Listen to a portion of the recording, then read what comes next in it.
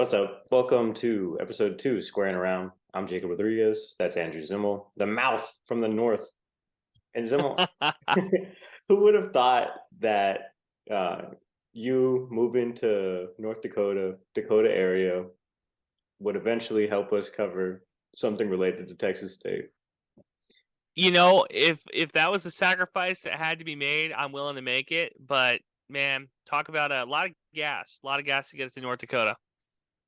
Yeah, you'll notice we both have better backgrounds this time around because this is a I video don't know. I podcast. wouldn't go that far. Last time I did it in a hotel, and I didn't realize it was a video podcast. This time, no French fries, no Big Macs around me, and I'm not in a hotel room. So I'd say it is a step up. You're right. Is that your go-to order, a Big Mac? I think so. Well, especially when I'm ordering it in the cold, I'm trying to just get in and get out as quickly as possible. So it's just give me a number one, whatever you got back there. Let's throw it all together and let's keep it moving. So Zimmel, this also didn't fizzle out either. Like this whole podcast idea, which I was kind of glad about because sometimes you and I get together and we figure out something like fantasy baseball, and then either you want to change the rule set for next year, or it just doesn't go anywhere. But this one, it is episode 2. Let's not get too far ahead of ourselves. Yeah, I think we got to do 10 before we can say like, oh, we have a podcast again. I've been telling people that we have a podcast. They're just like, who's Jakob? So it's all good. We'll get you up there at one point, buddy. At one point, yeah. The far cry from Dan Seed's class.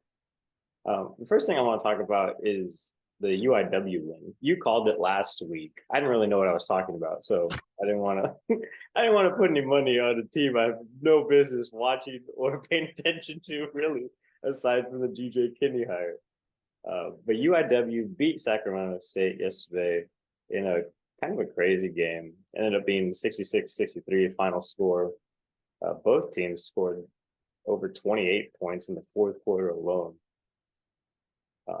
You're kind of burying the lead there. It wasn't just like a crazy game. This is like the biggest game of the year for FCS football. Mm-hmm. And the facts are, I said that UIW was going to beat Sac State. I didn't think it was going to be that close. I thought UIW would win by more than a 3-point win. But if you would have told me beforehand the over-under would be 120 points, you're insane. But they scored more than 120 points. So this UIW team, if you're just coming in or just tuning into this this program, you might be surprised. But this is kind of what Kenny's been doing all year. Highest points per game in the FCS this year, which again kind of took, I think, a lot of people by surprise. And we'll see what they look like this week. Great game last week. The real test is in the semifinals of the FCS playoffs.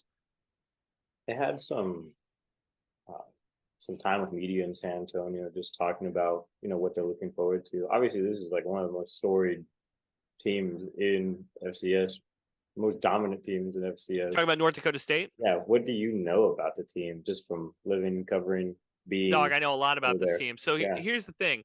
North Dakota State fans are spoiled in one sense of the word, because they have this team now that's won 9 national titles in 11 years. Where I don't think Texas State's won 9 games in 11 years. So in that regard, they are a spoiled group. They come to games like this one that's going to happen tomorrow. They're going to show out and support the Bison. But if you were to ask me on a random Saturday in the fall, hey, what's the turnout going to be at the Fargo Dome? I would say it's going to be over halfway full, but not more than 85% full. Because this is a team that wins a lot. Regular season games don't really matter. But like I said, this is the games that matter. The Final Four between South Dakota State, the number 1 seed, North Dakota State, the reigning champions. Incarnate Word is kind of the team that's out of nowhere. Every year we get one of those wild card teams in the FCS football, that a team that's on a little bit of a Cinderella story. If they beat North Dakota State this weekend, Jacob, they have an excellent shot of winning the national championship. And I would love to see our head coach win the national championship and then come to Texas State. Last week I was a little bit too negative. I was kind of dogging on our guy a little bit. And I was saying, he proved to me. You know what I mean? We a lot of coaches come from FCS, go to the FBS level, don't do anything. If you win a national championship at any level, I'm like, okay, that's a check mark on the old Zimmel checklist. That's a check mark. You won something. Even if this game against North Dakota State is competitive, I'm talking like we go in the fourth quarter. We don't know who the winner will be going into the fourth quarter. I think that's a win. I feel really good about the Incarnate Word if they can keep the game close going into the fourth. Yeah, and then we kind of talked about this a little bit too last week. But if UIW does win a national title, GJ comes to San Marcos with a ring on his finger and then gets to work with some of his boys that he's bringing over that we'll talk about later. That's kind of crazy too. But UIW will also just get another good coach out of their coaching process too. Again, I was reading a little bit more about our guy, Clint Killow, over there. And I mean, like, congratulations to him. He's been with the program. He played for the Cardinals. So now you're going from being a player to an assistant coach to now the head coach. That's always really cool when you can kind of keep it in-house. I would like to see sustained success. I'd like to see what he looks like. I don't just pat guys on the back for getting jobs. Cool, you got the job. What are you going to do with it? How does this look? And the thing is, too, we were mentioning that big win against Sac State. Lindsey Scott Jr. Okay, that's a name that you wouldn't have picked out of a lineup before last week. Unless you cover the Cardinals or unless you're locked in on UIW, you wouldn't have known who that guy is. He is now the all-time leader for FCS total touchdowns in a season. I think he has a total of 63 combined rushing and passing. In that game, 219 yards, 4 TDs. On the season, Jakob, 59 touchdowns and over 4,000 yards. So why can't we bring him? You're wondering, hey, why doesn't he come to Texas State? Because he's a seventh-year senior. He's 24. He's a year younger than me. I mean, granted, he's throwing the ball all over the field. Seventh-year senior. He should be good. He's the most experienced quarterback out of the 4 that are in the playoffs this weekend. So shout out to him. Shout out to Incarnate Word. GJ, man, maybe you need to go to the retirement home and start looking for other quarterbacks to play Texas State. Like, hey, how many years of eligibility do some of these Korean vets have? Get them on the field, The thing I was talking about, I know a golf coach who used to coach at UIW. He was telling me the clock starts ticking as soon as you step on campus. So I do not have 4 or 5 years of eligibility like I thought I did. I'm actually done. I am as washed as some people coming out of the transfer portal. Shout out, hey, you want to end your career at UIW. You want to end your career as a player for Scott Jr. With a title this week against North Dakota State. Their defense is stouty. Their running game is really hard-nosed. They play that old-school football defense and run the ball. UIW cannot play a finesse game of throwing the ball around the field. However, I will say South Dakota State, the rival of the Bison, they did the kind of finesse game, ended up beating North Dakota State in the Fargo Dome earlier this year. So we'll see if they can get it done. Ooh-wee. So what do you expect? Do you expect a high-scoring affair or low-scoring affair? So a lot of people are throwing out like the numbers between 30 and 27 points. I think that if we're lucky, if UIW wants to win this game, they're going to have to score 35 points. So I would imagine it's probably going to be a 30-27 Bison win just because they're the reigning national champions. And I think that they're a little bit more prepared for this game, home field. In fact, I've got to mention this. As of recording, I don't think UIW has gotten off the ground yet. I think that they were still at the airport last time I checked. I know the people in Fargo are kind of concerned because there's a big snow event happening up north, in case you're not watching the Weather Channel. Big snow event happening in the north, and they can't fly, so the game might get pushed back. We'll see what happens. But I don't think that they've left yet as we're recording on Thursday afternoon. Yeah, we're recording Thursday afternoon again. UIW kicks off tomorrow night, 6 p.m. Yeah. Good luck. Moving on. Zimmel, I think the best way to cover kind of like coaching switches, coaching hires, coaching recruitment at all is kind of like The Bachelor, That last week or the week before last was kind of like our big, who's going to be next season's Bachelor for us. We finally found our guy, GJ Kinne. And now we're getting to look at some of the, I guess they're still Bachelors too, but the Bachelorettes coming along for the ride in this season. So the first one that we got to look at, blah, blah, blah, blah, blah. Let me click through all these. I actually like the coaching hires that they have so far. So it's Mark Leftwich and Jordan Shoemaker. So both those guys, Matt Leftwich and Jordan Shoemaker, they're both coaches for UIW. So he's getting some guys he's familiar with to join him. And then the defensive line coach from Sam Houston State. Mm-hmm. So he's getting some guys that he's familiar with. I'm cool with that. I do like bringing your offensive coordinator with you. I think that that's kind of an underrated. It's an underrated angle. Not enough people pay attention to. A lot of these coaches, they are the OC from another school, so they'll go and then they have to kind of get their own OC when they go to become a head coach somewhere else or a defensive coach going to coach somewhere else. Bring your offense coordinator with you adds a little bit of like trust, comfort.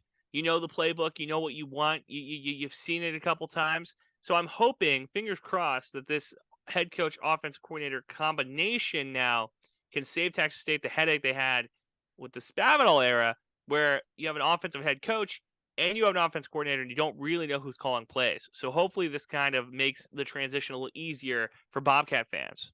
But this is what I was saying too.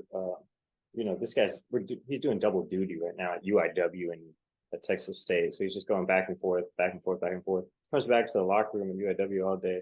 All he's talking about, oh man, these Texas State Bobcats, these Texas State Bobcats. Finally, he convinced a few people to show up and show out. So he's not the only one-man band anymore. I don't know. I think that there's a very fine line, a little bit of a tightrope you have to walk here. But the other thing is too, and maybe this isn't true for UIW, but this will be their third coach in 3 years. Mm-hmm. It kind of feels like that machine is running on its own a little bit too. So I don't know how hands-on Kenny has to be like, running the day-to-day stuff of the Cardinals. This is a big game they're playing, Jacob. I don't imagine that they're doing anything but watching Bison film. I think that they're pretty locked in on trying to end their careers at Incarnate Word on a high note. So Leftwich and Shoemaker go over.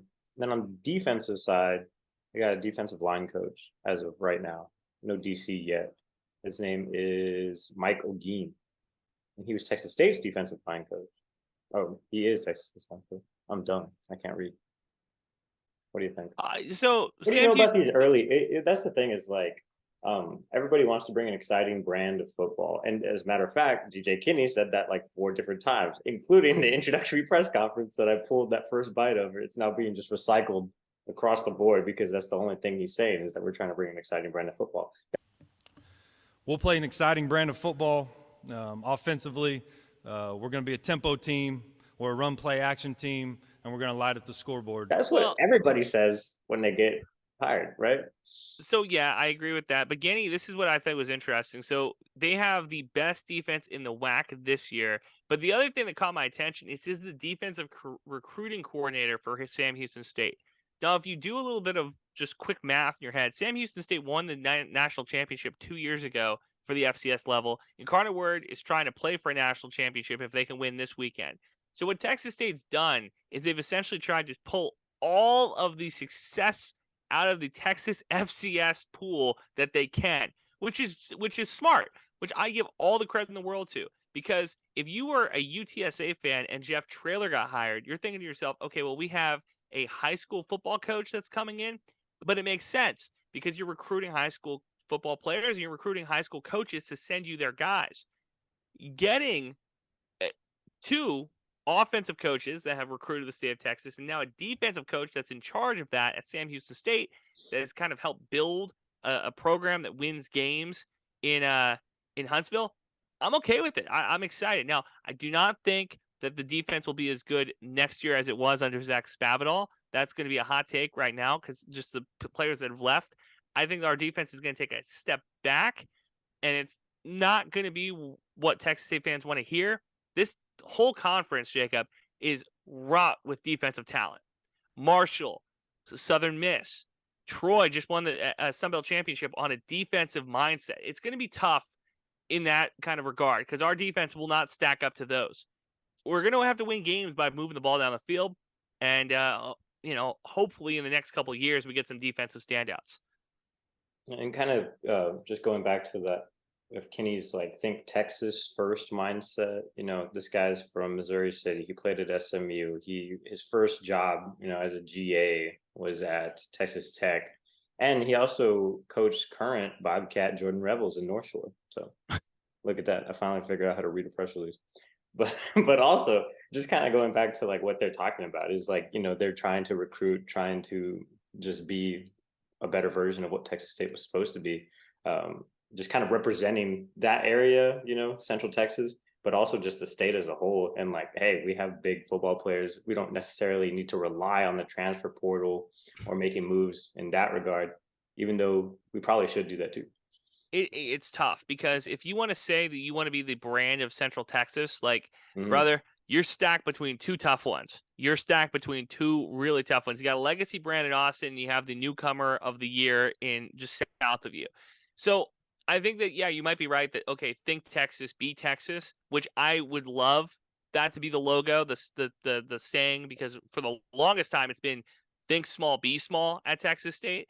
I would love to be think Texas, be like just big, go out, do big stuff.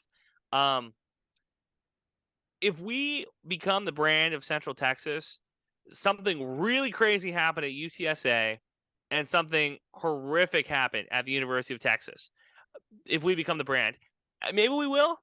Maybe we do that. What we would need is we would need the rest of the Sun Belt Conference to really take a step up. We need App State to beat teams like A&M every year. We need Troy to beat UTSA in the bowl game that's coming up tomorrow.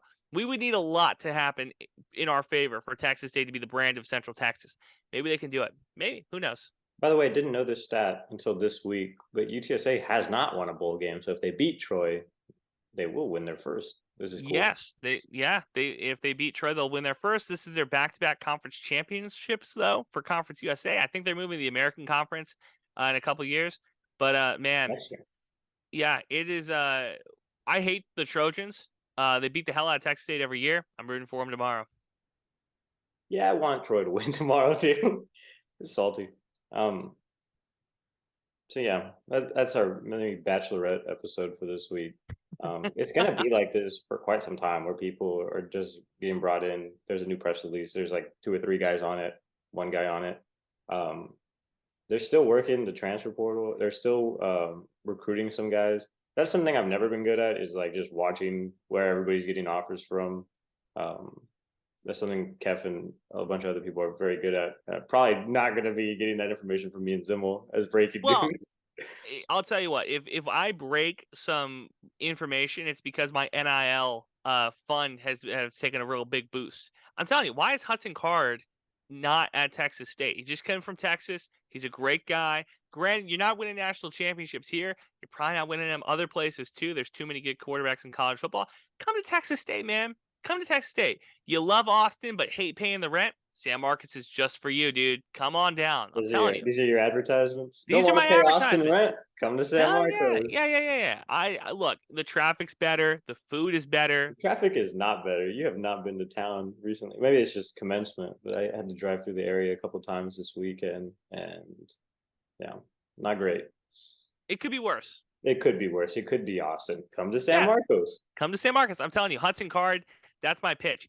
I don't think the transfer portal for Texas State has been a woman at the end of the bar that spurns you, throws the drink that you bought her back in your face. The transfer portal has hurt us in the past. We do not need to go back in those waters. Go get high school kids, bring them in, build a culture.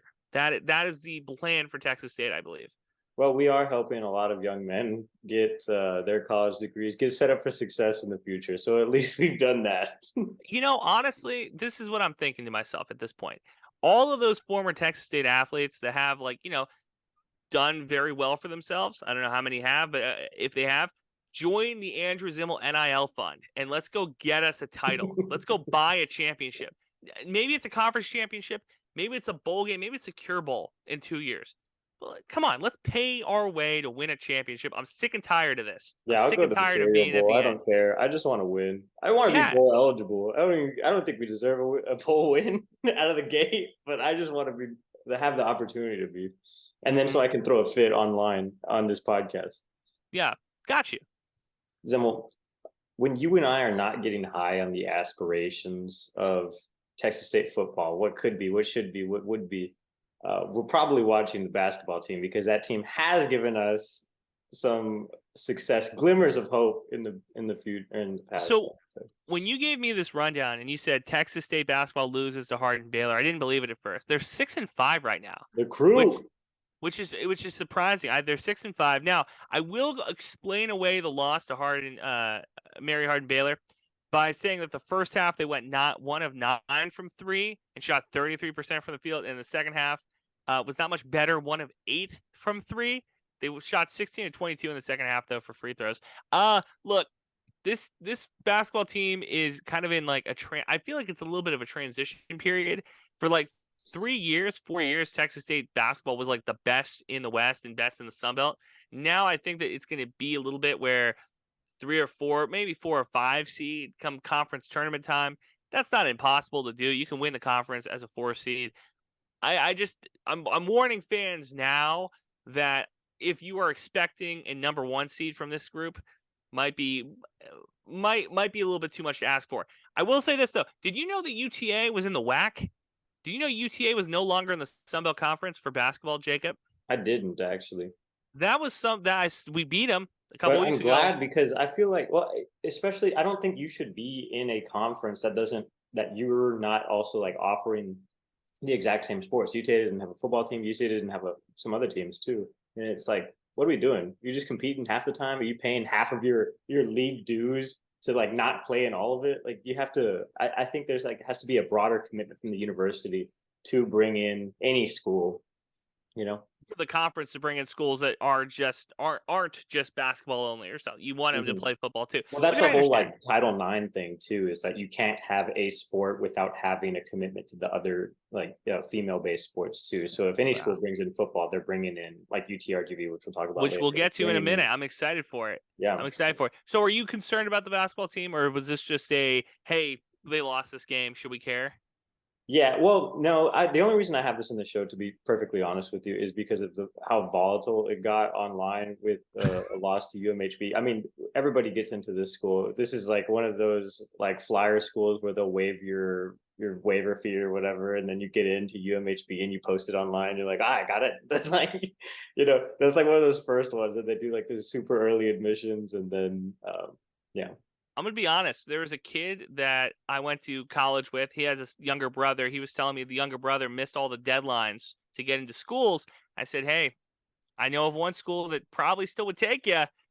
And it was Mary Hardin Baylor. So hopefully, look, is this a loss that like you really should care all that much about? I think come February, March, this will just be in the back of your mind as like, hey, we lost this early season game.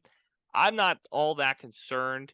I think that there's a better chance of them turning it around rather than this being the type of team that we have. I think that this was an outlier. Well, 2-time Sun Belt Coach of the Year, Terrence Johnson, gotta have something else in the bag, And also in the second half, the Bobcats scored 41. So I think it's just that first half got kind of out of sorts, and then down the stretch, they just didn't have enough time to go through it. I always forget that colleges have just 2 halves, So maybe they did too. Let me ask you a question. So Mason Harrell, he feels like he's been in school for a while now. Oh yeah, he's one of those guys that has like 6 master's degrees. Yeah, so he scored 20 points, 7 of 20 from the field. He probably should be the best player on this year's team. Would you agree? Oh yeah, for sure. Do you think that that's the type of player that can win you a Sun Belt title? Like this year in particular? Like just him, or like him as a person? Well, like him as a player. I'm saying like as the engine of this team, Mason Harrell, can he win you a Sun Belt title? I don't know, but neither could Nigel Pearson, and he's like the prototypical player, And as you said, at the damn Louisiana, what is it, Smoothie King Center or whatever, 0 for 22. Look, all I'm saying is that I love Mason. I'm hoping that the rest of this team can kind of come around and like help him. He played 36 minutes though in that loss. So yeah, he needs help out there, basically. He 1 of 7 from 3. I think he'll be fine. I just something to keep my eye on, something to keep your eye on going forward about how this team goes. We saw this guy lay out for a play that didn't mean anything and almost ruined his shoulder. So I mean, that was his freshman year. He's fine now. Yeah, he's okay. But yeah, pretty scrappy, pretty fun. Something else happening in the college football world, Andrew, is the University of Texas Rio Grande Valley. Everybody's going to be like, what the hell are they talking about now? This is a huge deal for you. Huge deal for me. I didn't go to school there. A bunch of my friends did. Yeah, the rest of us saw this news and were like, cool. You saw this news and said, this is a big win for Valley guys everywhere, which I agree with. I'm all here for it. I hope that the Rio Grande Valley can get a football team that is competitive. The other thing is Edinburgh, I need to go down there for a game. Like, if they get good at FCS football, because that's the division they're going to be in to start, if they get good and you bring like North Dakota State, Incarnate Word down there, it's going to pop off. That's going to be an incredible environment. It's going to be cool because it's at HEB Park, which is where they do their soccer games and stuff, or the RGV FC stuff. I don't think that's what it's called. It's called something else. I don't know. I live there. I don't know what it's called. But yeah, it's pretty cool. And they hosted their whole thing on Twitter today. Annoying, good, whatever. Beside the point. I'm gonna put some sound bites, whatever. Chase asked, he goes, "Hey, do you want to do this?" And I gave you the line from the Jerry Maguire movie. It wasn't "Show me the money," but it was "You had me at hello." I did. I actually said that. Shout out to Edinburgh, bro. Like, this is Travis Bush. That name sounds familiar because he's a big name in the Central Texas area. Because he's the head coach he was the head coach at Canyon High School in Braunfels for the last 2 years, and he was at Seguin before then. If that name sounds super familiar to you Texas State junkies out there, that's because he was here during the Bailiff era. So that's how I'm bringing it back, talking about Texas State on this Texas State podcast, talking about UTRGV. He was a wide receivers coach at Texas State for his first 3 seasons. This is when Texas State was, of course, in the FCS. And then the Southland Conference. It's he cool. has history of He's success also at the going to FCS bring level. an exciting brand of football to the Valley, is what he said. Goal number 3, compete for championships. We understand it's going to be a process. This is a marathon, not a sprint, but at some point, a Vaqueros football team is going to be competing for championships, just like our sports already do. I want to thank you for allowing me to be a part of your team. This is your team, and like I said, you had me at hello. I'm all in. We're going to rally the Valley, baby. You get your orange on, and let's make this the best it's ever been. V's up. Thank you. They're using the hashtag rally the Valley, which is fun. V's up, I guess, but I also didn't go to school there, so. No, I agree with you. Well, he had success at the FCS level. Didn't have a lot of success at the high school football level. Yeah. So I'm curious to see what that looks like. He started as a GA at TCU in 2001. So he has like almost 20 years of college football experience under his belt. Again, we'll see how it plays out. Rio Grande Valley, though, this is the big one. They added women's swimming and diving, which I was like, what conference are you going to be playing in? Because I don't know a lot of those FCS schools who have swimming and diving. I love to see them compete in the Big 12 because the way that a lot of people don't know this is how it works, right? So you have your football conference and then a lot of those other sports. So like wrestling, some women's sports, they're in other conferences. So case in point, North Dakota State, we talked about, they're in the Missouri Valley Football Conference when it comes to football. Their wrestling team, however, is in like the Big 12, competing against like Kansas State and Iowa State and stuff. So really interesting stuff. Really cool. Rio Grande Valley women's diving and swimming. I'm going to have to get a shirt. Yeah, they're only, I mean, the teams I can think of right off the bat that have a women and diving team are A&M and UT. So immediately you're probably competing against 2 of the biggest schools in Texas.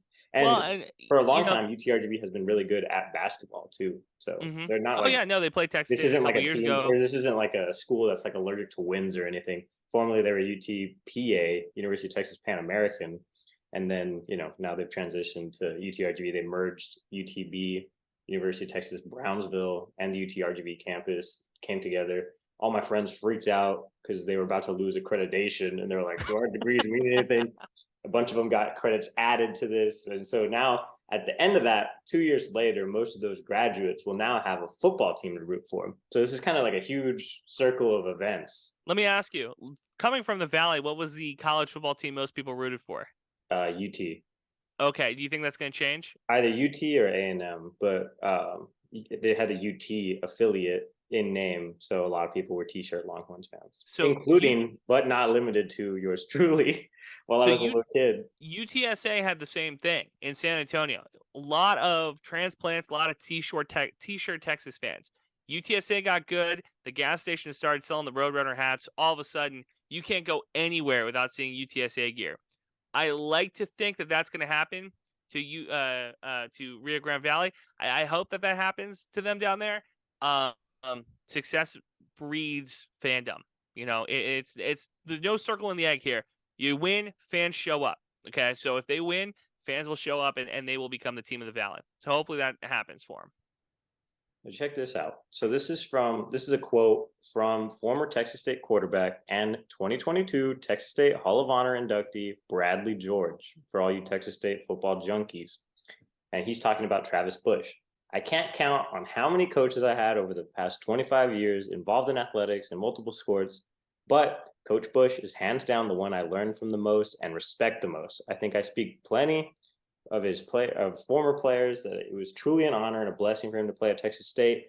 There were many offensive school records broken in my time there, but none of them would have occurred if Coach Bush wasn't the man behind the scenes setting his players up for success. I would still, to this day, follow him if he asked me. So, even more of a Texas State connection. Bradley George needs a job. I want to move on to the last topic with Mike Leach with you guys. Because this one really hurts. 61 years old, Mike Leach, Mississippi State head coach, passed away. Jakob, what is your favorite Mike Leach moment? Do you have one? Oh my gosh. My favorite is when he's talking about marriage. The reporter's getting married in 9 days. He asks Coach Leach, hey, do you have any advice? Leach gives him 10, 15-minute answer talking about marriage and basically just how to survive up until he gets to the altar and says, I do, because after then your life gets considerably better. You have to stay out of the way. No, and I wish you a very happy marriage, and I'm sure you'll have one. But I'm just telling you, when it comes to marriages, the women lose their mind. Your fiance's going to lose her mind. Your mother-in-law is going to lose her mind. Your mom is going to lose her mind. Several of your sisters and female relatives are going to lose their mind, and they're gonna barrage you with constant questions. What should we wear? And then, which of course my answer was, I don't care. And then, what color should the invitations be? I don't care. What should we have for dessert? I don't care. Should we seat this way or that way? I don't care. But see, I don't care is not satisfactory at all. And you're going to get caught in a catch-22, and I'm certain that you already have. And that catch-22 is, well, I want you to be a part of this too. So what color invitations? All right, the blue ones. Well, I kind of like the tan ones. Okay, the tan ones then. Oh, you're just saying that because you want this over with. You're not even thinking about it, which is of course true. And then, what do you want for dessert? I was thinking of strawberry shortcake. Oh, okay. Yeah, strawberry shortcake would be good. Well, what about the blueberry pie? Well, I like the blueberry pie. We could have the blueberry pie. Well, I thought you said you wanted the strawberry shortcake. And it's just going to go back and forth, and they're going to play keep away from you until after you're married. So what you need to do is you need to work late hours, work late, be very nice and supportive, and but they're going to play keep away from you, and there's no answer you can give that is going to be satisfactory or correct. But until then, every woman in your life is just going to go crazy because weddings make women crazy, is what Coach Leach is saying. Did you take some notes on that one? I did take some notes on that one, yeah, for sure. My favorite was when they lost the football game at Texas Tech, and he blamed the players' girlfriends, not the players. We failed to make our coaching points and our points more compelling than their fat little girlfriends. Now, their fat little girlfriends have some obvious advantages. For one thing, their fat little girlfriends are telling them what they want to hear, which is how great you are and how easy it's going to be, and how, we had a whole bunch of people. Everybody wanted to win the football game, but nobody wanted to play the football game. Well, that defies every level of work ethic that exists with regard to football. Not the coaching staff, but the players' girlfriends. Their fat little girlfriends were preventing them from focusing on the game plan. Fat little girlfriends, yeah. That is one of the peak moments of Mike Leach to me. That this guy, I'm going to give him most of the credit here for creating the air raid offense, has coaches across college football change the landscape. People said the air raid would never win anything. And now pretty much every single team in college football runs some sort of air raid offense. They incorporate it in some capacity. We lost a titan, a champion. He's the one, I think, if you went through college football history, he's one of the one guys that you really wish could have won a national championship. And it's just, prayers up for his family, prayers up for the student athletes who are missing their head coach right now. But man, as fans, not being able to play in a national championship or play in a college football playoffs, we were robbed, because he would have been so great, and it would have been so many good quotes and so many good stories. So yeah, swing your sword, coach. Yep. I was devastated, honestly. I just kept looking at clips all day. Obviously a perennial figure in Texas football, Texas Tech legend. I mean, that's what I grew up watching. Change everything at Texas Tech. Mm-hmm. Like, I don't think that Texas Tech is what it is without Mike Leach. Like, and I think that is 100% fair. Cliff Kingsbury did his best, did his damnedest. Nothing compared to Leach. Can you imagine Mike Leach and Patrick Mahomes together? That would have been a whole different. That would have been insane. Tough loss for the football community. Yeah. Before we go, I just want to give a shout out because our first podcast had a few plays. It was kind of nice. But also you can engage like physically with this podcast. If you click on that anchor, if you're looking on this on Twitter or whatever, you clicked on the link and you go to that main site, there's 3 little buttons. The first one's listen on Spotify. The other one's support. And the third one is message. That message icon will let you talk directly to me and Andrew. By me and Andrew, I mean, I'm just going to dictate whatever message you send to Andrew because he doesn't have access to the account. But we got our first message, and I'll pull it up real quick. Do you want to do this at the end of every podcast? Read a message from one of the listeners. I'm down with it. I'm all here for it. Oh yeah, for sure. This is from Adrian Garza. It said, good description of where we have been in losing, discuss the hire, and more importantly, how transfer portal NIL players works into recruiting and player decisions. Nothing on facilities and alignments of our leader. Don't you worry, Adrian. We're on the case. I've already set up that episode, but obviously that kind of takes time for these administrators, peoples to talk to me. I just kind of opened the floodgates this week and talked to my guy, Chris K at Texas State Sports Information. So yeah, we're getting some details that we need.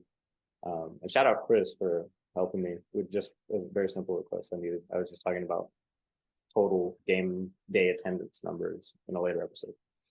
But yeah, so that was episode 2. Appreciate y'all listening. Swing your sword. There he is. Thanks, Jacob. How many things you only get 12 times a year that aren't important? I mean, they're all important.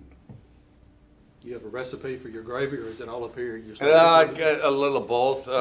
Kind of go through the cupboard. There's some stuff that's in it every time. Secret ingredient, tiger sauce. Really put it over the top. So I highly recommend that. Don't undervalue soy sauce in it. You want something that's going to make it tangy, though, and the tiger sauce definitely does that.